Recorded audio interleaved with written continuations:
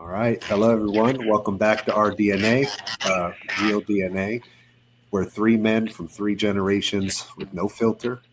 I'm Brandon Duplessis, 42 years old, sales leader, father of four boys, three marriages deep, and still learning what it means to be a man in today's world.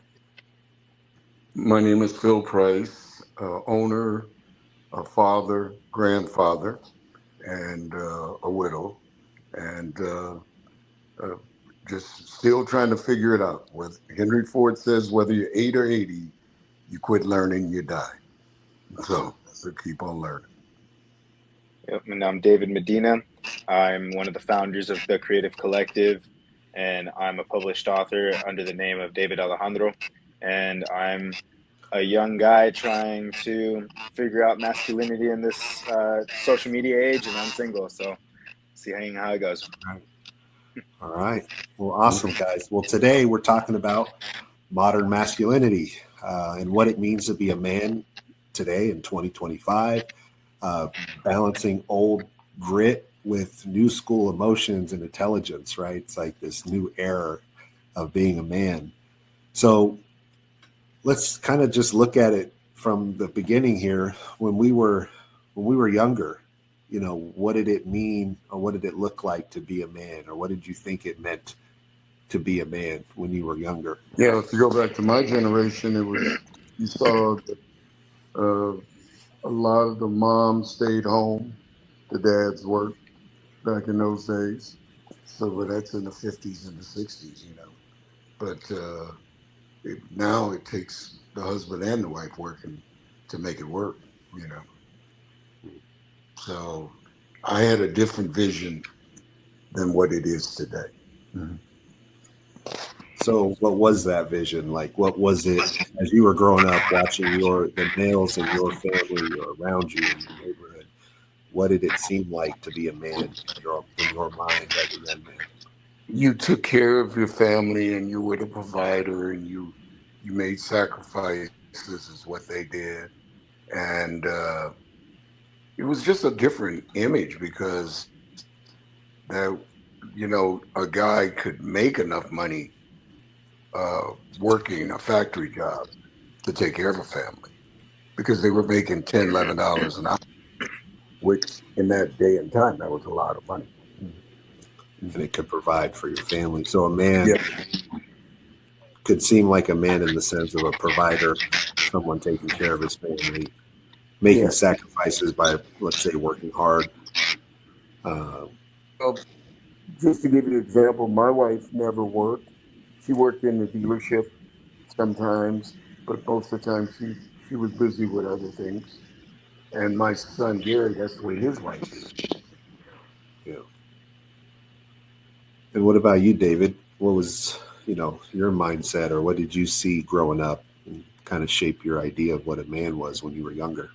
So I grew up mostly around women, so it's kind of hard to say what masculinity is from that standpoint, because a woman's standpoint of masculinity and a man's standpoint is very different, especially in the Mexican culture. There's something called being machismo, and that's usually what you find in the Mexican culture of men, and it's usually very how do I say it, like the masculine man is like, I got to provide, I got to do everything, and they're usually a little sexist in the sense the way they act. They're very like dominant, but yet it's interesting because that's outside of the household. When it's inside the household, a lot of the women are the providers there, and that's their domain.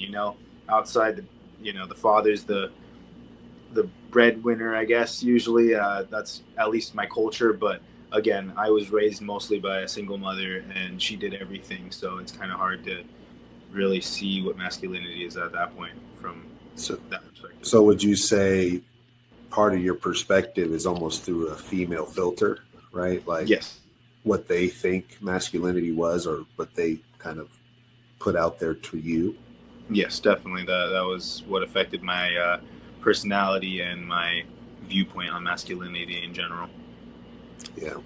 Well, I have a similar experience as you do, David, because,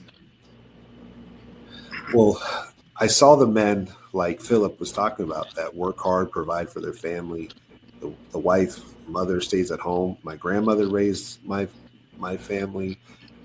My aunts, stayed home and raised her kids that I've seen. My uncle and aunt, like one of the most healthy relationships I've seen. So the healthiest relationships I've seen involved the man providing financially and security, and the woman taking care of the home and the children and the nurturing. Yep. But I grew up around mostly women, and they love to talk about what a man is or isn't. But I didn't have a lot of men talking to me about what a man was and wasn't. And I think that's the biggest thing. Because even though I had those examples of men in my life, they weren't mentoring me or giving me that manly advice. So I didn't really get to be told what a man was from a man, other than kind of watching and observing. I definitely heard it from a woman. All right. So, I think, but to Philip's point, to me, when I was growing up, a man was still someone who provided for their family, took care of their home, and created that stability. Now, becoming a man and knowing what masculinity was to become one is a whole different thing, right? It's a whole different process. So as far as that goes, what do you see in today's world, what it looks like to be a man? As far as how do you guys see what a man is supposed to look like today in society? Yeah, it's kind of hard to say because, I mean, we live in LA, and a lot of people who classify as men, as you would say nowadays, they have very broad ways of expressing masculinity. I feel like a lot of the genders have kind of put in their personalities, I guess you could say. I'm trying to think of the right wording. So a lot of men can be more fluid in the sense that, they'll do things like paint their nails or get like a lot of jewelry, or, they do a lot of things that what used to be a woman would do. But, and same thing with women, vice versa. Or a rock star. Huh? Or a rock star. Or a rock star. Back in the day, rock stars did that. Which was a little feminine, but because they were badass, it was okay. It was like, we'll let that go. All right, but keep going, David. Sorry. So it's kind of hard to say what the I guess if you were to narrow it down, there is those guys like David Goggins and Andrew Tate, who are like what. See, this is not my perspective, just personally, but I think those are the guys that like to call themselves the like epitome of masculinity. And again, I grew up with women, so seeing somebody like that just doesn't interest me. I am more in the middle of that, somewhere where it's a little bit more fluid, but I'm not gonna say I'm like girly or anything, but I am still, in my own eyes, masculine is more of just being respectful to women, being able to be comfortable with the things that I do and not let it affect me, I guess. Because growing up, I was told like you gotta like cars and stuff, and you can't, you know what I mean? So it's kind of hard. It's a weird place for me to honestly explain my perspective on masculinity because it's so straight. So I'm almost hearing like there's this idea of like this really extreme manliness, right? Yeah. Versus maybe like the other extreme of maybe too soft of a man, and there's a balance that you're trying to find that's right for yourself, right? Exactly. Yeah, and I see that same thing on my end. Like I would say, and it's challenging because I can see where these things are very helpful in life to be manly. And for example, stoic with like almost no emotion. Sure. Man, I respect a guy that can like stay so calm and cool under the most chaotic of moments, which I can stay cool and calm under a lot of moments. But something about when like your girl or, even your kids sometimes, like someone just kind of gets under your skin. Yeah. Especially being in sales all day, we deal with rejection. We deal with all this ups and down emotion. And when I get home, I don't want to hear the back talk. I don't want to hear that like attitude. I don't want to get that fight. Like I'm trying to come home for peace. Yep. And boom, my stoicism, my calmness. I always bring it back down, but for that moment sometimes, right? So it's like what I found out in my experience, it's like women were promoting men to be more emotionally open and sweeter and nicer and like all this good guy stuff. Yeah. And I hear my mom or women talk about it. I'm like, I can do that. I can Yeah. be nice to a woman. Done. I got this, Yeah. right? No big deal. But when I was a freshman in high school, I was 6'6" already. I was fairly popular because I was on the varsity basketball team. I knew a lot of the people. So I just had a good network of friends. This senior girl comes up to me at one of the first dances that we ever had at school. So it was like my homecoming dance or one of them. And she's like, Brandon, you're so nice. You have to be careful. Girls are going to walk all over you. And I was like, what? I was like, get out of here. Not going to walk all over me. I'm a great guy. And it didn't process to me at the time. But now I get it. Because as much as mothers and women talk about what they want from a man and how open and communication and all, that's great. But I have found that that's not always really what they want.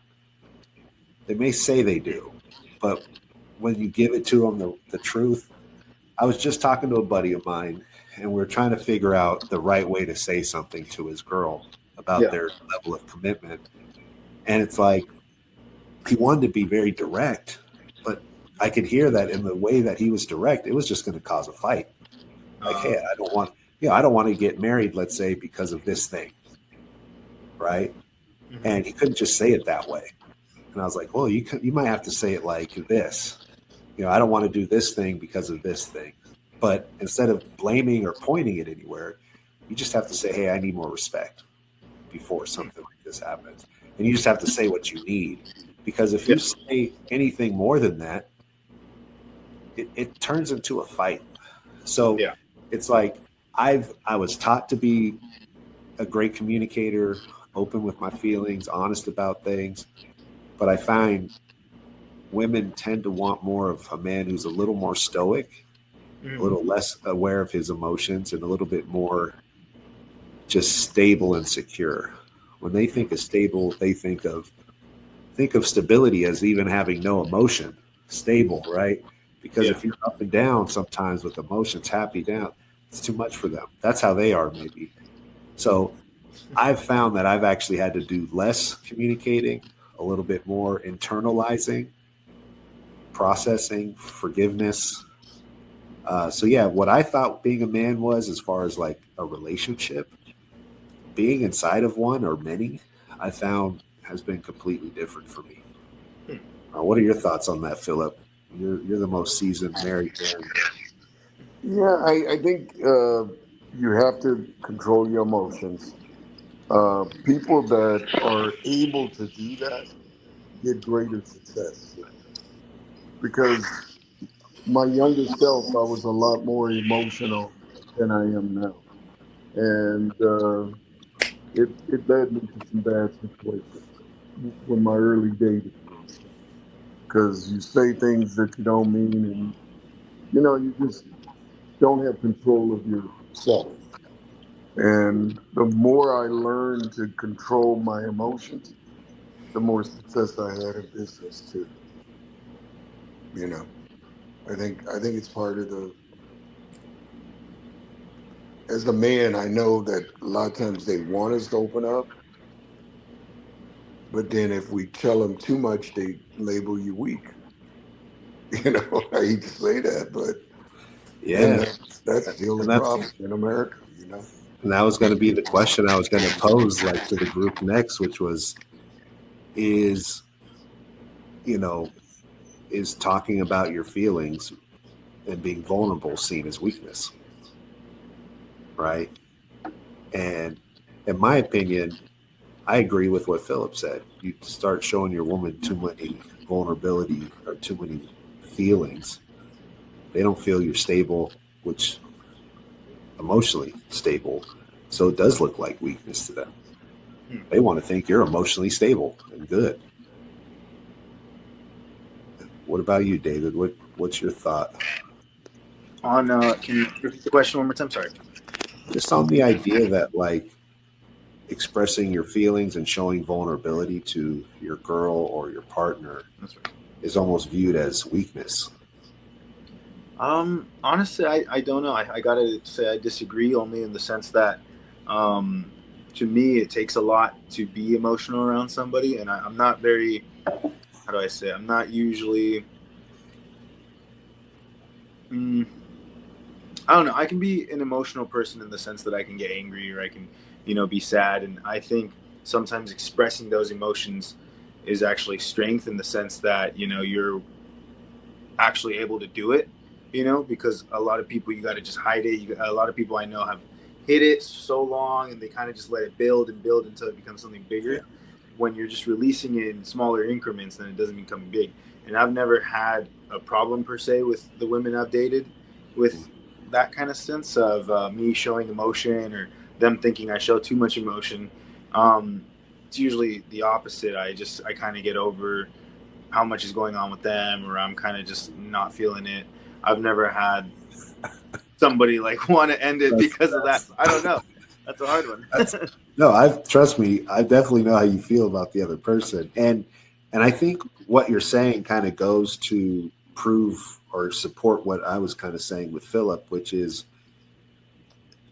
women, and you may not have gotten here yet because you may not have a woman that you're the provider for yet to experience this like level of say manhood through this Yeah. experience. Um, but something changes when you become a couple and you're living together and you're married. There's a different dynamic when you're in that space and you guys are sharing energy, right? You have this masculine, feminine energy. So in reality, in that space, women do really want to be women and want their men to be their men in that rock.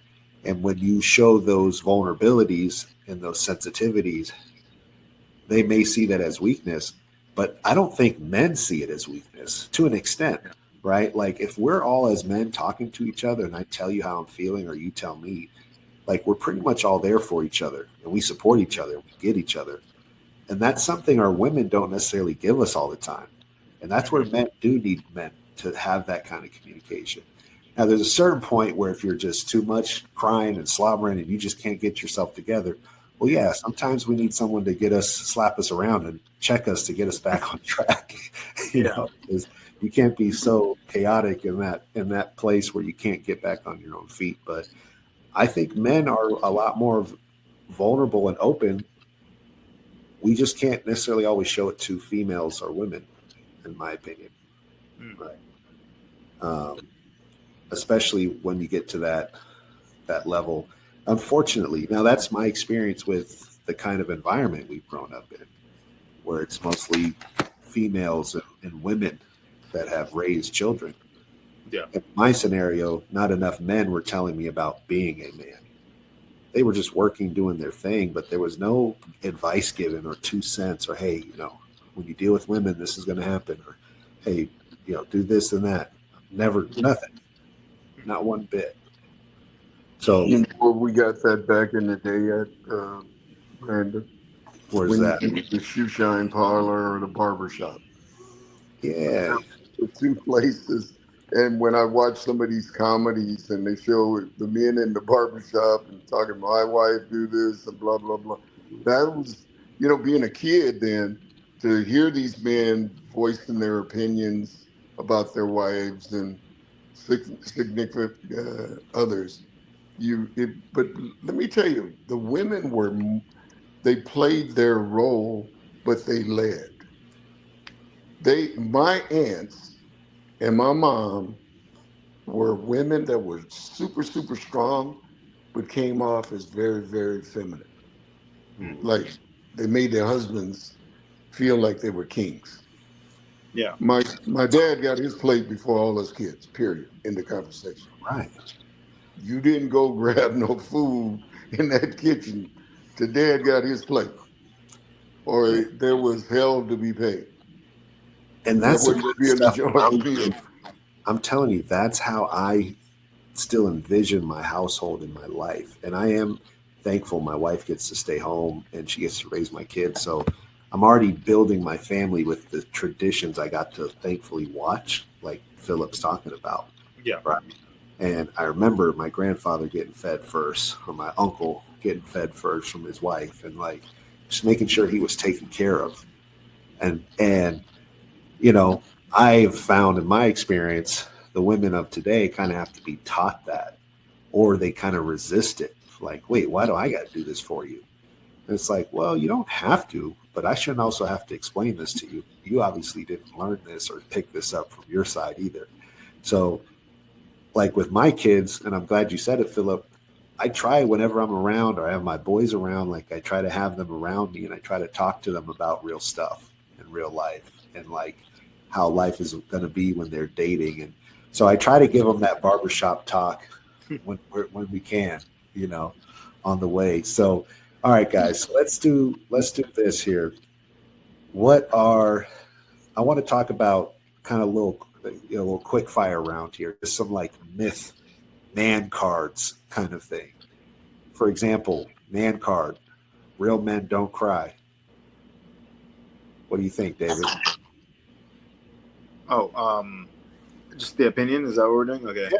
What's your opinion on this? Is this a myth or what? Real men don't cry.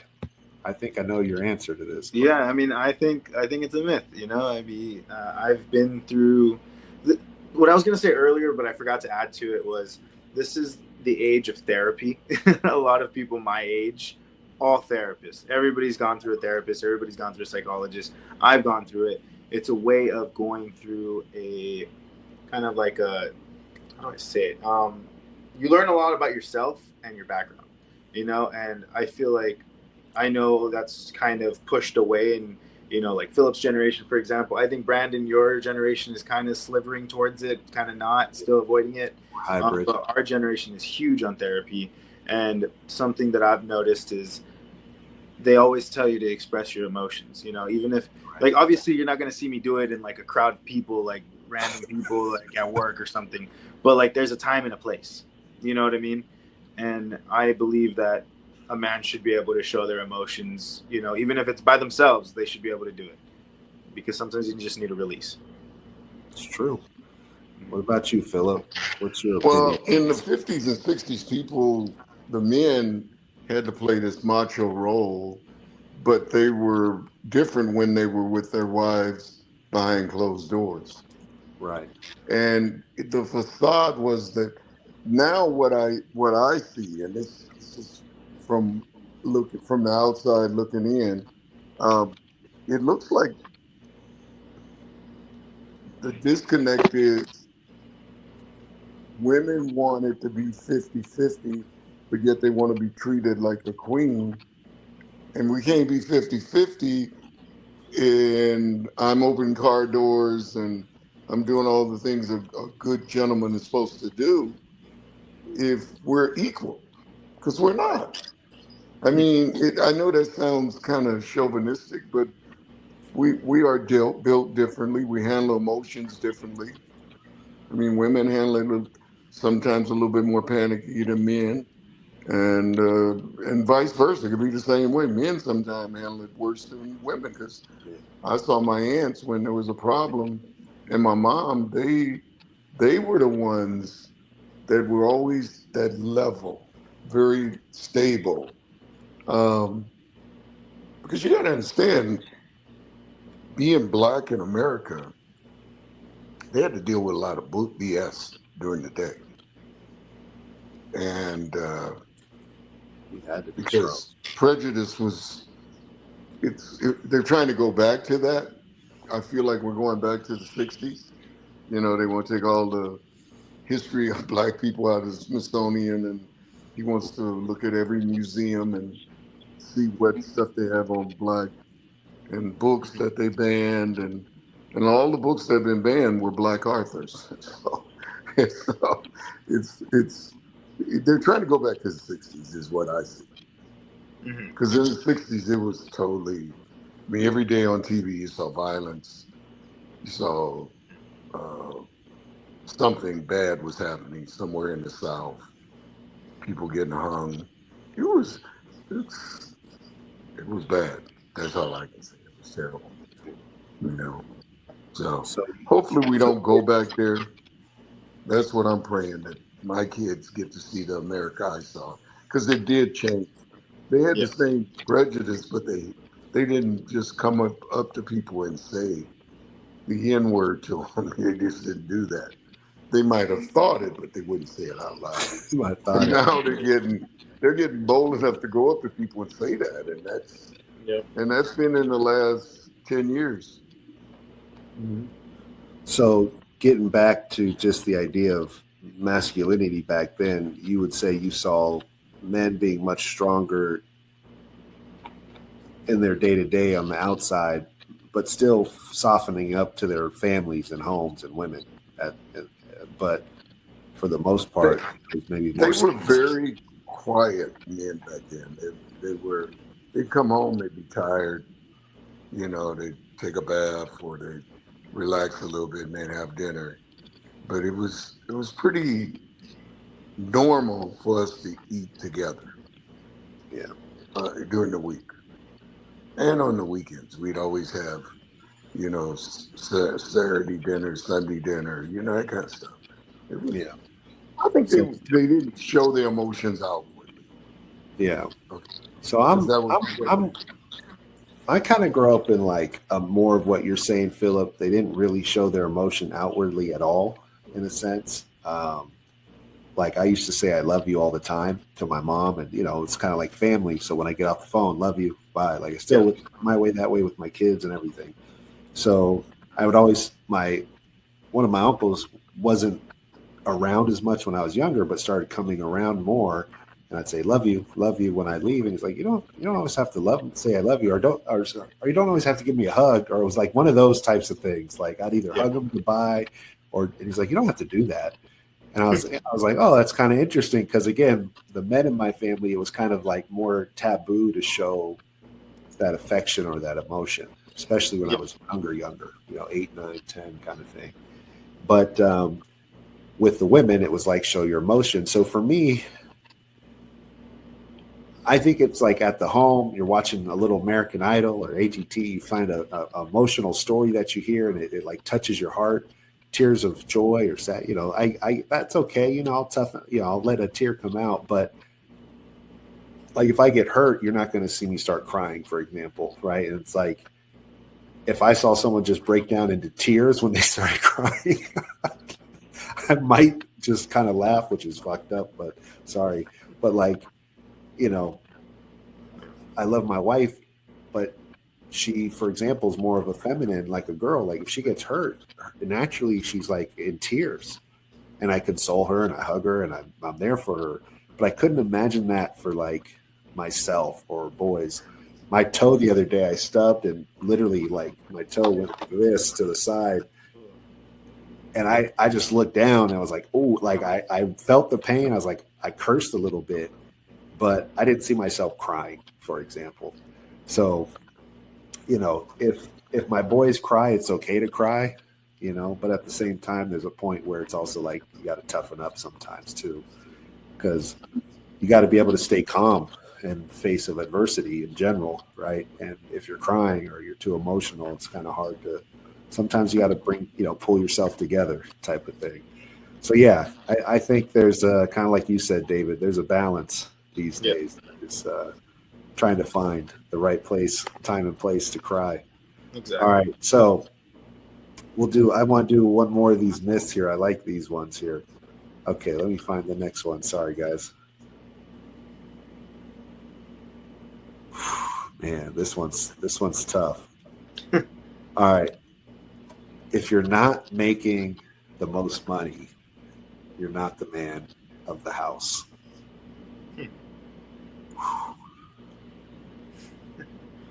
Philip? I'll be first on that.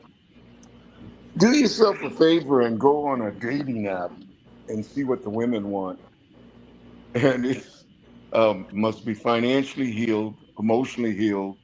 Uh, I mean, they got this laundry list, man, that when I met my wife, I was broken in a joke, and we built an empire together. But I don't think women want to invest that time because women make men better and greater.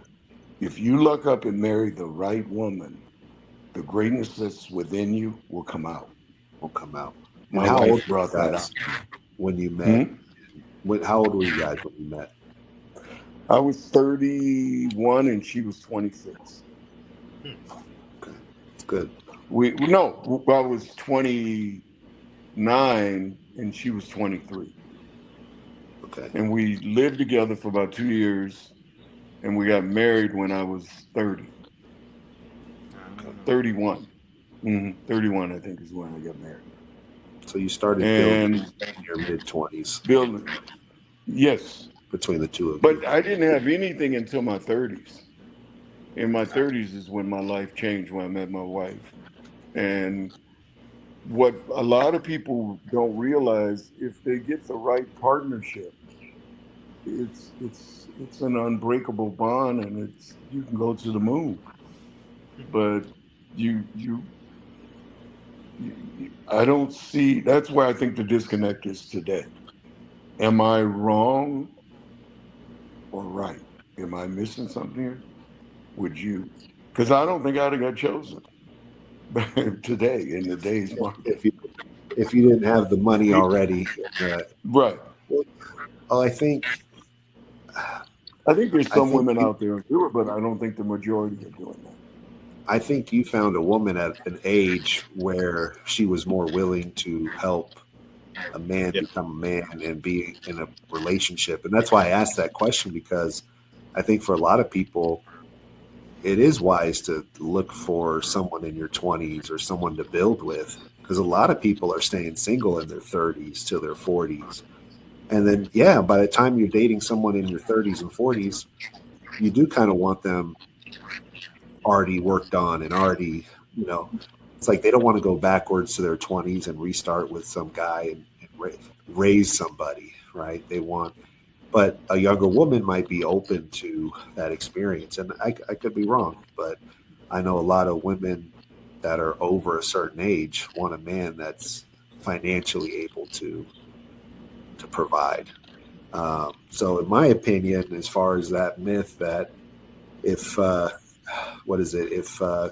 if you're not making the most money, you're not the man of the house. I couldn't imagine a woman making more money than a man, and that woman still treating him like a king. Because if she's making more money, and I think men feel this way too, it's almost like, what do you need this person for in that sense? What are they doing for you? And if she's the moneymaker and she's the provider, it's like she may need you to be in more of a nurturing, feminine role or position. And there's a good chance she's not treating you like you're the man and you control the money or you make all the decisions, in my opinion. Now, I could be wrong. Maybe there's one of those super wealthy entrepreneur women who still treat their man like a king. I haven't found that. I wonder if is that reality though in today's market. I don't think so. No, people are not getting married in alarming rates. I think white people are still getting married. I think there was a thing on YouTube. They said in 1970, 70% of the homes had the mom and dad in it in the black community and the Hispanic community. Now that number's dropped down to like 38%. There was a comedian, and I'm sorry, guys, but it's on, I forget what channel it is. Someone find it, put a comment on who it is so we can all know. But he was making a joke. He's a stand-up comedian, and he was saying that there's been some new statistics out recently on marriages and divorce rates. And he said he was surprised to find out that the number one divorce rates was amongst lesbian women. Right. And the second highest divorce rate was heterosexual couples, female, male. And then the third lowest, or like the next, was gay males. Like gay males had the lowest divorce rate. So the joke was that the relationship that had two women, it failed, like miserably, because there's two women. The relationships that had one woman and a man most of those failed because it had a woman, but the relationship that had no women, those are the strongest ones. Wow, I ain't heard that one. Wow, that's crazy. And I was like, and he's now I don't know how true this fact is. It sounds true and it sounds funny, but it goes back to this idea of like masculinity and women and how they may treat a man. And I still find that I think it's if you weren't providing and you weren't making the money, I think it just makes it that much harder for your woman to treat you like a man or even respect you like one, even if she says she would. I think that only lasts. I think that's 100% true. I think it's 100% true. You know, David, you're still young, so wants to marry somebody rich. I don't even know how to answer that because, I mean, I've always been the more, I guess, well-off partner, I guess you could say. I mean, I've never really lived with anybody longer than like 2 months, so I wouldn't really know. I mean, I was basically the provider in that relationship. She was living with me, and I was taking care of her, but she had money too, so it was like, and according to her, I never saw her finances, but according to her, she made like triple what I was making because she had some other stuff going on, but I still ended up paying for everything. I still ended up doing a lot of the stuff, so I don't know. That's well, you definitely played it right. You definitely played it right. I think that in itself is a smart move because even if she did have more money than you were still acting like the man and still taking care of the bills and still doing those things. So, I think that maybe kept you in a brighter position in her eyes for that 2 months. Yeah. But I wasn't trying to cut you off, by the way. Sorry about good. that. But yeah, if heading into a long-term relationship, is that something you even thought about that? Like, how I think about it is I feel like I'm always going to be the one that makes the most money, just kind of how I am. I mean, you guys know my personality, you guys know my hustles. Like, I think I'm going to have more money than the next guy either way, because I'm so focused on it and I'm so ready for it. And I'm not trying to do that. I'm not trying to be like this guy who has more money than you. It's just my mindset. Like for example, I just started with Brandon recently, and I've been talking to a lot of the new openers that started with me, and their mindsets are very different. The ones that are around my age group, like early 30 to like early 20s, their mindset is a lot different from me. Like I talked to one of the guys about investments today, and he was like really confused. Like, I don't know that much about investments, but I know the bare minimum, and it's still a lot more than the average person, So I'm over here telling him about gold investments, my Bitcoin investments, and like combined, I probably have a portfolio of a few thousand. And he was like, whoa. And he's like older than me. So he was really interested and like curious to why I'm so into this. And it's just, I told him straight up, I'm like, look, I am not somebody who likes to sit around and do nothing. I feel like I always have to do something. I'm probably have ADHD or something, but I'm constantly trying to figure out how to make more money because I grew up in a mindset where, we didn't have anything. And my mindset is I will have to provide for my mother. She is the one that I have to worry about. Maybe my stepdad, maybe my real dad. I don't know who I have to provide for, but my mother's always been the mindset that I have to take care of in the future.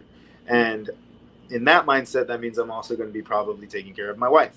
But I also like the idea of when I do find that right person, when I am ready to get married, I want her to be a hustler too. I want her to think like money. I don't want her to be like buying Gucci, Prada every single freaking day off of my money when she can buy that off of hers, and I can use my money, our money, for the big investments, for the bigger money investments, like a triplex where we can rent it out, or our next business adventure, stuff like that, because that's where I want my money to be. I don't want it to be, just present after present that you're only going to use once. Like, if you're going to use it, okay. Like, I am somebody who likes to give money or presents to somebody who I know they're going to use whatever I provide, because other than that, it's a waste of money to me.